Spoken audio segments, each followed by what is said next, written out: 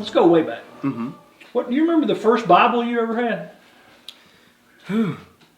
I had a little children's Bible. That was the first Bible I ever had. You remember who gave it to you? My great-grandmother, Mrs. Lucille Simmons Rouse. She taught me my prayers as a little boy. Actually, when she died, that was the first sermon I ever preached. I was 6 years old. August 7th, 1999. That was the first sermon I ever preached. She was my great-great-grandmother. Wow. And she taught me my prayers, and she gave me my first Bible. So you preached your first sermon at 6, or at the funeral at 6. So you had a pretty good inkling early on that you were... Yeah, I always tell people, for some, the call comes from without. But for some, the call is within. I think it was when I first went into ministry, I think my grandmother said it to me like this: when were you never not a preacher? I was always a preacher. I remember as a little boy when some kids wanted to play ball, some girls wanted to play school, I wanted to play church.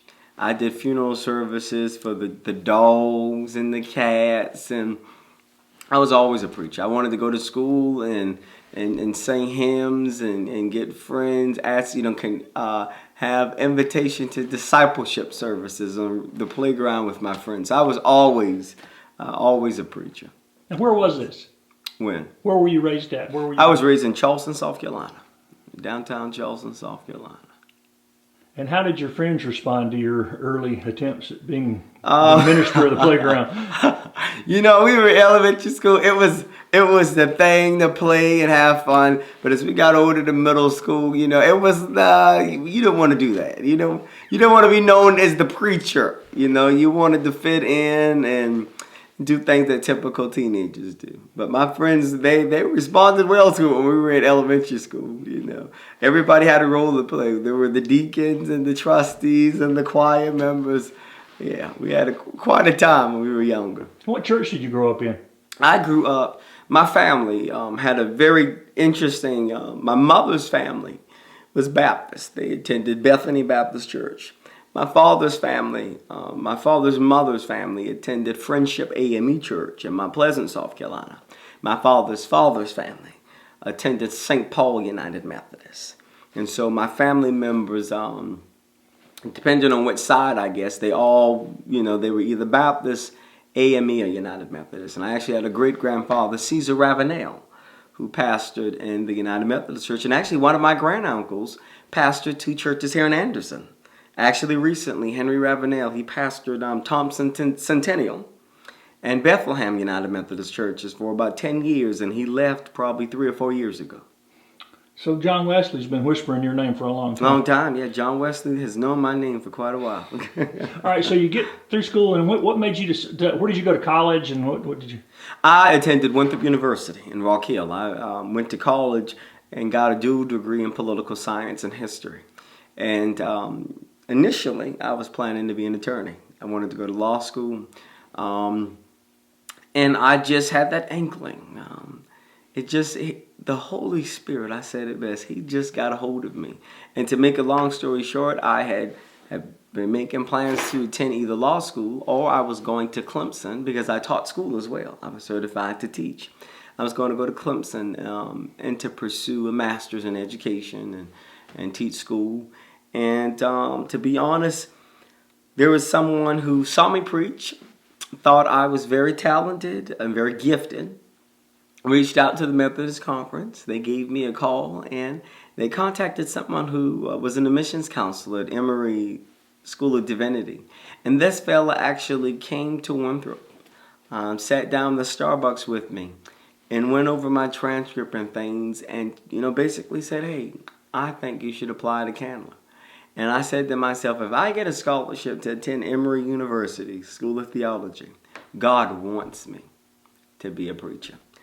And sure enough, so it happened. And I went to seminary, and the rest is kind of history. Well, those are all 3 performance-based law, teaching, and pastoral stuff. Yeah. So you heard a call that was a little beyond the courtroom and the classroom. Mm-hmm. So. Yeah. And I taught school for a year. When I got to Lancaster and I pastored 2 churches there, I taught 7th grade social studies, and that was the most difficult time of my life. But we made it through it. If you can teach middle school, pastoring is It's not nothing. as much of a challenge. I always say I feel the only difference between pastoring and teaching is the children usually show their teeth before they bite. The children let you know that they don't like you, and you sense that.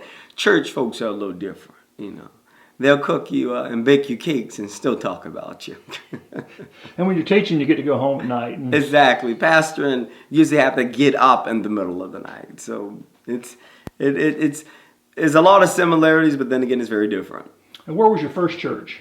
My first church, while I was in seminary, there was a pastor, literally 2 months after the annual conference, who got sick and left his appointment. And so I consider Wesley United Methodist Church in Aiken, South Carolina, I consider that as my first appointment because I sat there for 10 months. And while I was there, I instituted a whole bunch of things, and I brought in members, I baptized members, I buried members. And so I always consider that my first appointment, even though I would be considered the supply pastor. Yeah.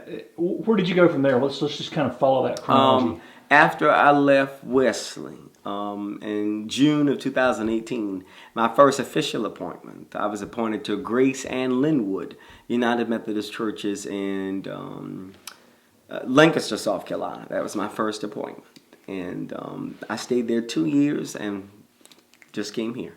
Well, remind people who don't know much about the Methodists how they move pastors around. Okay, the Methodist Church, most people know the congregational system, how the Baptists and the Episcopal and Presbyterian churches, you get to elect your pastor. Well, in the Methodist Church, you are assigned your pastor. Your pastor is sent to you.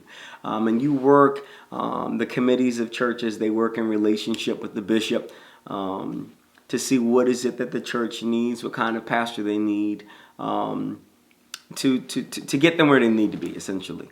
And so the bishop and the cabinet, which is comprised of the district superintendents who represent geographical different districts of the annual conference, they work collectively to assign pastors throughout the state. And the thing about the Methodist Church, you are only appointed for 1 year. Annual conference is in June, and you may be sent, like I was sent here to New Hope United Methodist in June of 2020. Well, next year at the annual conference, the bishop and the district superintendent may say, okay, ShKur Francis, we need you to go to Charleston United Methodist. So it's only a 1 year appointment. But there is some time for planning and transition, and churches will know probably 2 or 3 months before the official move if the pastor is going or coming. Excuse me. Yeah, so that's how the appointment process works. So that brings a different challenge to a pastor in some degrees because you don't know how long you're going to be there. Yeah. So the urgency is a little different. Yes, the urgency. You don't know. You get there the 1st of July. And then come December, you are filling out, you're doing your evaluation form. And you're filling out a form to say whether you want to come back or not. And the pastor parish relations committee, they're filling out a form to say whether they want you to come back or not. So that's what, 6 months? We're already, and that creates a sense of urgency because in 6 months, you're still really not even in the honeymoon. You're in the introductory phase of a relationship. You're just really getting to know one another. So it's really not, essentially, in my opinion, not enough time. But that's the process. That's how it's been established, and that's how, most of all, it seems to work. And what did you know about Anderson before you were sent here? Not a thing. I didn't know a thing about Anderson. I'm pretty familiar with most of the counties in the areas of the state. I come from the Carolina Low Country. I'm proud of it. I know the Low Country pretty well. I know the Midlands very well. The PD know it pretty well. I have they call this area, I guess, the Piedmont. Upstate. Yeah. I have not much of any relationship with the upstate. So it's going to be it's a learning process. What's been your first impression of the area? Very rural, I guess, on this side of Anderson. I was shocked when I drove past it. I'm pastoring a church literally in the middle of a field because this church literally is in the middle, really, of a field. Beautiful out here, then. Yeah, it's beautiful. But one thing I'll say this, Lancaster, where I'm coming from, Lancaster was a very small town.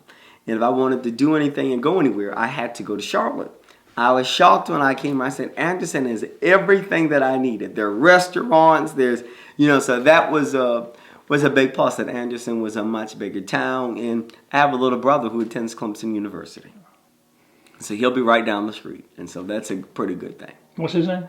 His name is Donald. Yeah, his name is Donald. He's a sophomore, and he's pursuing pre-pharmacy at Clemson University. So we'll be. I can keep my eyes on him. I'll pop up at the parties at Clemson to make sure he isn't doing anything crazy the next couple of years. So. How has the congregation welcomed you here? What's been the response of the congregation? The response has been a lot of excitement. I kept hearing that coming here, and since I've been here, that people are excited. They're so excited, and I see that excitement in Sunday morning worship. My first Sunday here, I believe the attendance numbers quadrupled. Last Sunday, they were still triple. And had it not been for the pandemic, I am sure more positively we would have much, much more people. And we're seeing just thousands of people. We just started a Facebook page a few days ago, and thousands of people are tuning in and watching the worship service. And so there's a lot of excitement. I've been invited. I can't cook, and so I've been invited to a lot of homes to eat dinner and whatnot. So it's been really, really a warm reception, and I'm enjoying it. What are some of the challenges of pastoring during the pandemic? It's harder. It's hard pastoring in the pandemic. It's much harder starting a new church in the pandemic. I don't know most of my members.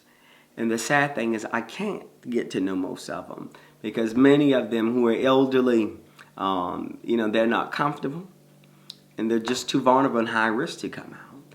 And even when we have worship here, everyone is masked the entire service. So it's so hard to put a name with a face if you've never seen that face, right? And it's hard to start those relationships that are imperative, to go to some people's homes. I had a member, literally, I've been here, I was here 6 days. I had a member who suddenly died. And I met him Sunday for the first time. He died Saturday. And I could not go be with his family. They were at the hospital. I couldn't go be there. I can't go to the nursing homes to visit some of these sick members. And so it's one thing to say, I can call, but when you've never met somebody before, you're the incoming pastor, it's so difficult trying to do that in the middle of the pandemic. And also at the church meetings, trying to learn as much as I can through the administrative board and some of these other things. Most of the most important officers are not comfortable and cannot come to these meetings. And then you say, well, we can do it through Zoom, but you also have to remember most elderly folks aren't technology savvy, don't know how to do Zoom. So it makes things much more difficult. But I think also I embrace the challenge. I think God is stretching me, God is stretching us and the church to find innovative and alternative and creative ways to go about worship, to go about meeting, so that we can continue to do the business of the church and continuing to be the church, just in different forms. So it is challenging and stressful, but we're meeting the challenge. Well, when things are not with that particular challenge, what's your favorite part of ministry? That's interesting. I love to preach. I love Sunday morning worship. But I do love pastoral care. I do love going into people's homes and eating at their dinner tables and learning about their lives and their experiences. I love that. I love that. And I also love the community building. That's a big thing that's a part of my ministry. I spend a lot of time connecting church with community. And community organizing, I guess, is a big thing. So those three, preaching, pastoral care, and community organizing, are my favorites in ministry. That's 3 jobs, you know that, right? Yes, it's 3 jobs, yeah. Well, the Methodists have historically, particularly in the last, half century, 60 years now, I guess, been very active socially and very active in racial, justice. How do you see your role as an African-American man pastoring a mostly white congregation? In regards to social justice issues? Yes. Well, I'll tell you this now. I've been involved in social justice issues since I was a boy. That came way before pastoring. I was 7, 8 years old when I joined the NAACP, the National Urban League. I was an associate member of the National Council of Negro Women. I attended school board meetings and county council meetings. I protested. I was student body president in elementary school. So that was my passion in my life long before ministry came along. And it so happened that the denomination I'm a part of is very involved in social justice issues. And I'll be honest with you, pastoring a predominantly white church as an African-American pastor, white churches don't tend to be as involved in social justice issues. However, I think they're starting to see, and my views have been reinforced in my pastoring. When I go and I visit 80 and 90-year women, and I see firsthand as a pastor, I have members who are choosing between paying for prescription drugs and groceries. That's an issue. Before I left Lancaster, I had a member. Who I have seen people who are financially destitute, in need of going to live in a nursing home, and yet they don't have the resources. They don't have the connections to make that happen. I have, as a pastor, and I probably shouldn't say this on television, but I have fought literally for members who I have seen taken advantage of. I have taken family members to probate court because I've seen seniors exploited. People take things from them. And so my social justice passion has been reinforced in ministry because I've seen the abuse and the neglect of seniors. I've seen when I've walked into the homes of children how things they may not be where they need to be. And sometimes having to make that call to social services. My last church, I ran a food pantry that fed over 100 community neighbors and friends, and I saw the food shortage. And it made me think, not only can I address the fact that these people need food, but why is it that these needs aren't being met? They can't get on EBT or they can't find a job. So these passions have been reinforced while I've served as a pastor. And I've encouraged I've only served white churches, surprisingly. I've encouraged them to be more involved in this. And I must say, it's a process. But I saw in Lancaster, I organized, before I left, literally 2 weeks before I left, the county prayer visual and the peaceful protest. And I saw how half of the membership of my churches showed up for it. And it was surprising. And I'll say that, to see 70 and 80-year-old white men who never had much opinion or much involvement in civil rights or social justice causes who came to that rally. And when I was floored, like, what are you doing here? They said, I came to support my pastor. I came to be a part of this conversation. I came to learn. That's an enriching experience. And we had Bible studies, and I plan to do them here in regards to race and religion. And we had panels and things like that. And so I've really tried to use the body of Christ as a way to bring about, social justice, racial reconciliation, and to promote community building. And I think the same way it was really successful in Lancaster, I think here in Anderson, my members are open to it. They're ready for it, and I'm looking forward to doing some things like that. Well, it's hard to read the scriptures and not see God on the side of the widows and the orphans and the downtrodden, the oppressed, and Jesus in the least of these. And I mean, it's hard. If you miss that, you've sort of skimmed over the Bible. You kind of skim, exactly, especially the Old Testament. God is continuously talking. God even condemns Israel at points in time for genocide and war crimes against other countries. And God is continuously impressing upon us in Jesus as well, looking after the widow and the orphan. One of my favorite verses is Proverbs 31, verse 8, where he says to speak up for those who can't speak for themselves, and to be a voice for the destitute. I'm passionate about that. We see that in the scriptures, that need to be an advocate for those who cannot advocate for themselves. And that's what I believe the church is called to do. The least of these, those are in prison and hungry. And also the other passage you don't hear much preached on is in James, where it talks about the oppressed workers. Yes, exactly. It's and I think God is breathing something. What's going on in the world right now in regards to the economic injustices, the racial tensions, the social issues. I think He's breathing that back into the church, that we need to open our eyes and really look at these scriptures and see what they're speaking to us and what they're calling us to be as a body of Christ. Who have been some of the big influences in your life, whether it's people in person or books or whatever? Who have been some of your big influences? I tell you, I was raised by a group of women that did a fine job with me. My great-grandmother, Lucille Simmons Rouse, taught me the power of prayer. My great-grandmother, the late Wilhelmina Simmons, she taught me the power of faith, and she's the reason why I am in church. My grandmother, who's actually staying with me in Anderson here for the next couple of weeks, Suzanne Small, she taught me politics. My grandmother, as a child, I never got to watch cartoons. We never got to play video games. There was only one television set in our house, and my grandmother, she hoarded it all day watching CNN.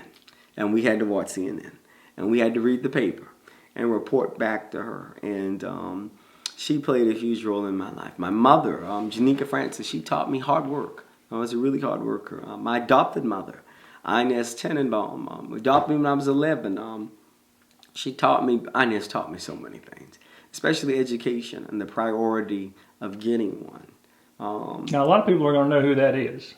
Inez Tenenbaum. Yeah. She's the former state superintendent of education, and she went on during the Obama administration to serve as the chairman of the United States Consumer Product Safety Commission. And my adopted father, I cannot fail to leave him out. He has taught me, he's Jewish, my adopted father, Samuel Tenenbaum, and he serves as the president of the Prisma Midlands Health Foundation. They just changed the name, so I have to remember that. But he is Jewish, and I got so many books, and Rabbi Jonathan Sachs, and most of these books in this office my adopted father has given to me. And he's really impressed upon me the need for religious tolerance and trying to understand and learn the views of others who are different from you and think differently from you. And you can respect that and value that and still build authentic and genuine relationships. So my adopted parents have played a huge role in my life, and they're white.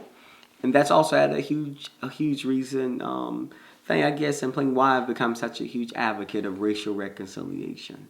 That race should not be a dividing and a decisive factor in our politics and in our society, that we can live in harmony and tranquility with one another. And so they played a huge role in my life. It just, I must say, a group of women.